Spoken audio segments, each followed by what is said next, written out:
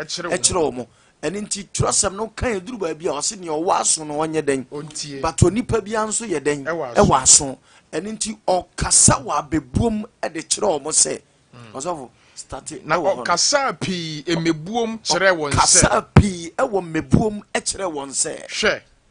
hwe ogufuo bi firi adi kogu aba papa bi ana ofiri adi efiri ni fie ana call field bi eni nti there is a field that very large and of course okogu aba and nti Yesu na ye sam fanto hu e kire sam nkrofo na atwa ahia no and nti o se papa bi ogufuo bi e kose okogu aba okay verse 4 no na ogufuo ni regu aba no afi o start say ogu aba na ebi kogu nkwanchen ana aba no ogu bi ba bi ogu no eho de egu nkwanchen na enoma ba besoso so number 1 oso egu nkwanchen no ena nnoma ebesoso ye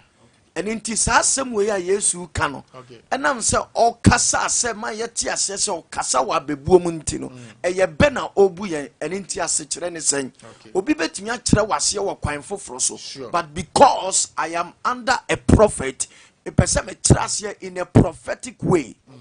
yewo emu a omutu yewo mo bebre but yewo mo a omoye den omutu